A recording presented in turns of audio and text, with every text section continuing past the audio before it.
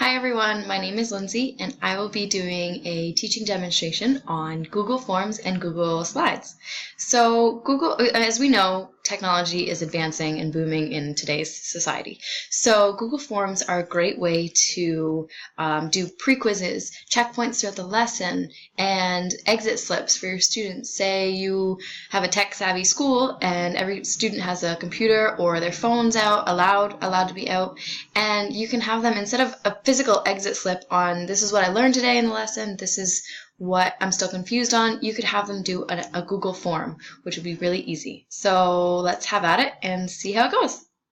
All right, so we got Google here, all the way in Korea, and go over here, try and find forms. There we are, click forms. So this is going to bring you to This will bring you to your form, Google Forms. And you can start a new form easily up here with different themes and whatnot. And it will show you your forms that you've already created. A couple of these are from my undergrad degree in biology. So these are a couple of my test runs. So let's have a go at a blank document. For starters, your title. All right, I'm going to call this one main. Your description, this could be anything. Let's see what you know about Maine. Okay? And up here, you can select your theme. You can go with colors or you can select an image. There's different categories and whatnot. So travel, I found one earlier that I liked.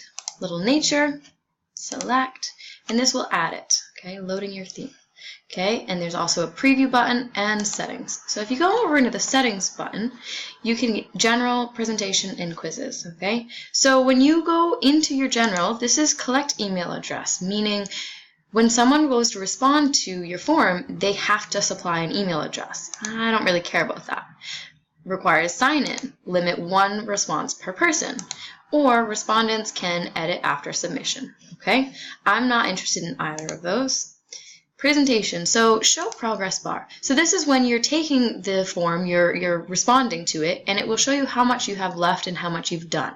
Okay, I enjoy that setting. Okay, shuffle the questions, nah. Show link to submit another response. Okay, or once you've completed, your response has been recorded, or you can say thank you for filling out this form for me. Okay, save that. And here we go. So question number 1. So I want to know some facts. So what's the capital of Maine? Okay. Now with this, you can have different choices of how they answer. Short answer, paragraph, multiple choice, checkboxes, drop down, scales, grid, date, and time. Okay. So I'm going to start off with easy, multiple choice. Capital of Maine. Let's throw some people off. Boston. Hit enter to get a new response. Or new option, Portland, Augusta, and Bangor. Can't spell. All right, so there's my first question, okay? I'm going to make this a required question by tapping this, which means that they have to. When they go to respond to this, I'll show you in a little bit, it's a required question, okay? I can easily delete it, or I can duplicate it.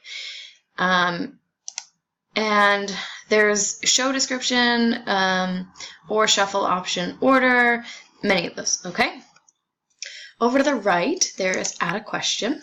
Okay, so what's the state bird? Option. So we can do, again, multiple choice checkboxes we can choose. I'm going to choose multiple choice again. Let's go with sparrow, chickadee, and woodpecker.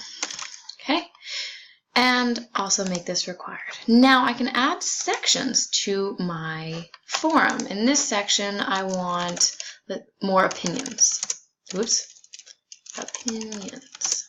All right, description optional. I'm going to add a question, and I'm going to type in what's the best part about living in Maine. And I want this not a multiple choice, I want this a short answer so people can tell me their opinions and why, okay? Add that, why. Okay, make it required, and And one more question. What's the best season in Maine? And this one, I'm going to choose checkboxes. So you can choose whichever. Fall, winter, spring, summer. Okay, also required. All right.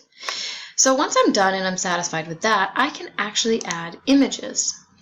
So I'm going to you can upload, take a snapshot by URL, albums, drive, search. So I'm going to search and I'm just going to see what Google pops up with. Maine, satisfied with the first one. And it's going to add this image, but it's going to add it way down at the bottom. I don't like. So you can actually drag this all the way back up to where you want it to go. And I want it just under the description. Okay?